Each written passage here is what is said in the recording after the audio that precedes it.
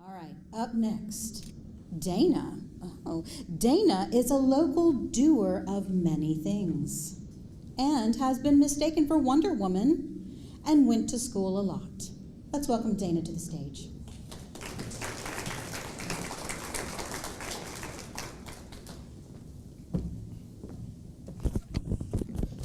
I remember the L word too.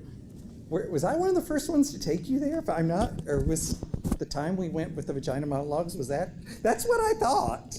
That was an early trip. I was like, was I one of those people that introduced Bree to queerness? But it's back. It has a new name. It's back too. Yes, like 2 weeks ago. It's kind of weird. I was just like the two storytellers that went ahead of me that I already have associations with in some degree or another. And this is me kind of like getting my nervous energy out. And because for me, being a trans person, people will come up to you and ask you questions that they would not ask anyone else they absolutely know. Very invasive, intrusive questions. And it's like, where do you come from? I mean, you just sit down and you just say something. And for me, I don't know how many times I have been sitting in a bar seat.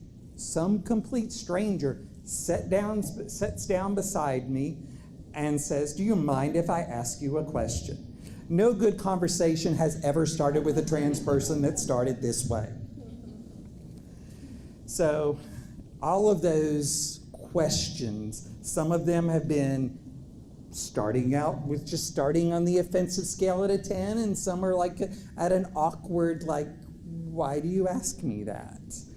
And so one started, just how did you know? And I'm like, and I'll play dumb sometimes, and I'll say, how did I know what? Well, you know, when did you know? Know what? What are you talking about? How did you know that you were the way you are? I just am the way I am. And so the conversation, of course, carries on, and I'm like dragging them out and dragging around, and finally it says, well, when did you know you were one of those? And again, those what, this, and I will not say what the person, and I think the person knew that the only term they knew was derogatory, but they didn't really know another name. And they said that, and I said, honey, I'm glad you caught me first, because somebody else would already be yelling at you and might have actually just hit you. And so the conversation proceeds on, and just like, well, how did you know? Were you born this way? Did your parents raise you to be this way? And me personally, as far as that intersection, I don't think it matters. I see so many other trans people will post on Facebook or the internet that about some study of the brains that trans people's brains look like the gender of their identity, or there's some sort of chromosome or genome that they have found that may be the cause or trigger of being transgender.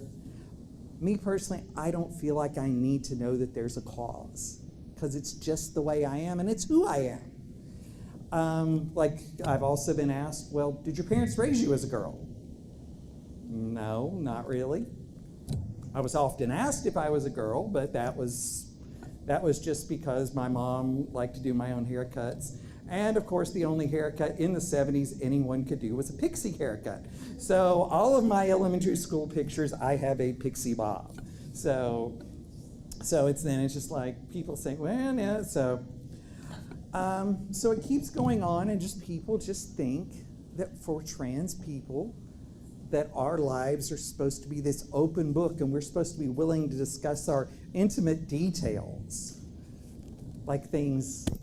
So if you had the surgery, and again, I'm at the point in my life now where I play dumb on that. What surgery? I had a lump removed from my neck, but what surgery are you talking about? That one. What do you mean that one? So it's just like people just coming out and just saying these things. Just like, would you walk up to anybody else that isn't a trans person and say, what do your genitals look like? That happens. And so they would just look and just ask these questions, and coming into your intimate being And for the longest time, the trans community were just like, oh yeah, well, we felt that we had to share our intimate details. Until Laverne Cox, about 5-6 years ago, was in an interview and told Katie Couric, it's none of your business. And the rest of the trans community go, yeah, that's right, it isn't none of your business what's down there. We are who we are. And our surgery status is between us, intimate partners, and our physicians. And so the idea of that question of now whether or not you've had the surgery, or how did you get that to be that way, all of those questions just coming in and invading our lives. And so for so many trans people, it's like, as we say in the South, we didn't know no better. And we would follow along and go that way. But now we're realizing that we deserve the same sort of intimate security that any other person would do.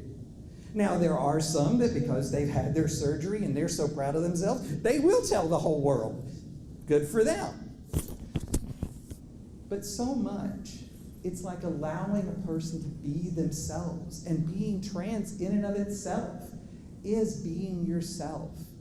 It doesn't matter whether it's a function of my pituitary, or there's a chromosome difference, or some genome arrangement, or my mother put me in a pixie bob when I was in elementary school. None of that really matters. What matters is that I am the person I am, and that I am becoming secure in that person that I am, and allowing a transgender individuals to become and develop into the person without invading their intimate life.